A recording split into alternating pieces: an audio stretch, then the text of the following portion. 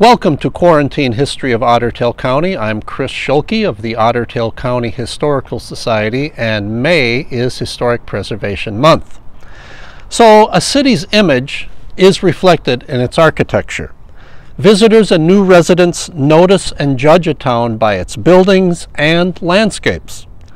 Now, those of us who have lived in a place for years might not notice the sights as we go through our daily routines, but subconsciously, our moods are affected by our surroundings. Like the old saying, you are what you eat, as a community, we are what we've built. Our architecture shows where we have placed our values and priorities at different times. It is a map of our history, leading us from the past to the present and on into our plans for tomorrow. Now join me as we head out into the beautiful countryside of Ottertail County to historic Fort Julesson.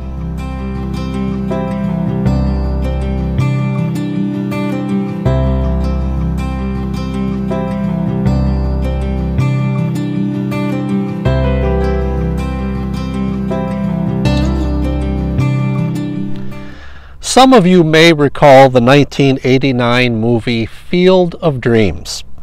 It revolves around an Iowa farmer who hears a mysterious voice in his cornfield saying, "If you build it, he will come." The farmer then proceeds to build a baseball diamond in the middle of his corn. During his search for the meaning of it all, he encounters a writer played by James Earl Jones. Now, a wonderful actor with a deep, rich voice, Jones has one of my all-time favorite monologues in movie history that, in my opinion, embraces the challenge of historic preservation. He said, "America has rolled by like an army of steamrollers. It has been erased like a blackboard, rebuilt and erased again. But baseball has marked the time. This field, this game, it is a part of our past. It reminds us of all that was good and could be again."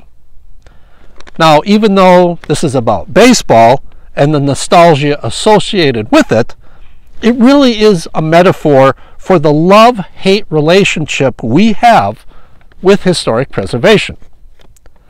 Now, on the one hand, Americans tend to think that new is always better and change equals progress. Yet, we also have this guilt complex when we tear down or throw away our past.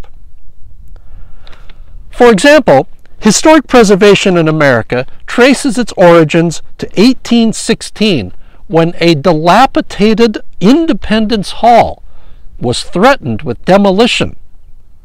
It was eventually sold by the state of Pennsylvania to the city of Philadelphia, with numerous restorations over time. By 1853, George Washington's Mount Vernon home was in a state of decay and disrepair. And Pamela Cunningham led an effort to save the iconic landmark, and in 1858, the state of Virginia chartered the Mount Vernon Ladies Association that led to restoration efforts. But it wasn't until 100 years later, in 1849, that the National Trust for Historic Preservation was formed. 2 years later, the trust acquired Woodlawn near Mount Vernon as its first property. Woodlawn is now a National Historic Landmark. So America's tendency to steamroll everything in its path was in full force in the post-World War II years. In 1956, President Eisenhower signed into law the Federal Aid Highway Act, establishing the interstate highway system. Its construction, however, led to the demolition of many historic properties and neighborhoods throughout the nation. Several years later, John F. Kennedy's urban renewal program was implemented, designed to rejuvenate America's cities by getting rid of blight. The urban renewal program vastly increased the destruction of many historic downtown areas. Seeing the loss of so much history led First Lady Lady Bird Johnson to initiate a report entitled "With Heritage So Rich." This collection of essays provided an expansive inventory of properties reflecting the nation's heritage. The book also triggered public awareness of the loss of historic areas and offered a proposition to remedy that through the National Historic Preservation Act, which was passed by Congress in 1966. Perhaps the most enduring part of the Preservation Act is the National Register of Historic Places. This is the nation's official list of properties, buildings, sites, districts, structures, and objects deemed worthy of preservation.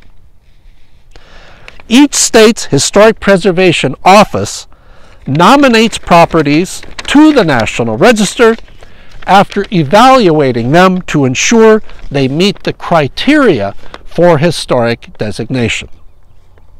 Otter County has 25 National Register sites, ranging from the Morrison Mounds burial site, that was the first listing in 1973, to Trinity Church in Henning, listed in the summer of 2018. Now join me as we head back to Fergus Falls to talk about Park Region Lutheran College in Fergus Falls.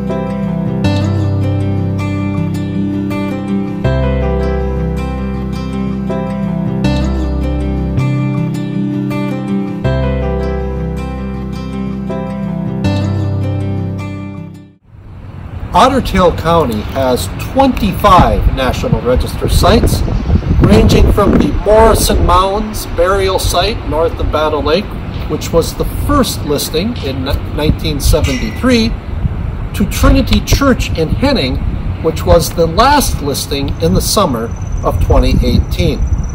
So over the next several weeks, we're going to visit a number of sites in Otter County to explore the reasons these buildings are on the National Register of Historic Places. And the first one we're going to talk about today is Park Region Lutheran College. So the Park Region Lutheran College was constructed in 1901 on plans by Minneapolis architects O'Meyer and Thorey. A 1902 newspaper report said of the imposing Victorian Romanesque structure, "Even the view from the city, imposing as it is, and eliciting expressions of admiration from citizens and astonishment from visitors, scarcely does the building justice. It is not until it has been approached and not until it has been viewed from various directions that its true proportions are fully appreciated." The building housed virtually all the college functions, offices, classrooms, a library, chapel, dormitory rooms, kitchen, and a dining hall. Between 1909 and 1915, a gymnasium was added, and the gym was enlarged in 1929. Park Region Lutheran College closed in 1932, a victim of the Great Depression, and in 1935, the Church of the Lutheran Brethren moved their Lutheran Brethren schools onto the campus from Wahpeton, North Dakota. Lutheran Brethren Schools operates the school today as Hillcrest Lutheran Academy, thus maintaining the building's function as a center of education in Fergus Falls. Well, thank you for joining me as we begin Preservation Month. Remember to subscribe to our Facebook page, our YouTube channel and Facebook page as we continue our series of quarantine history in Otter County. See you next time.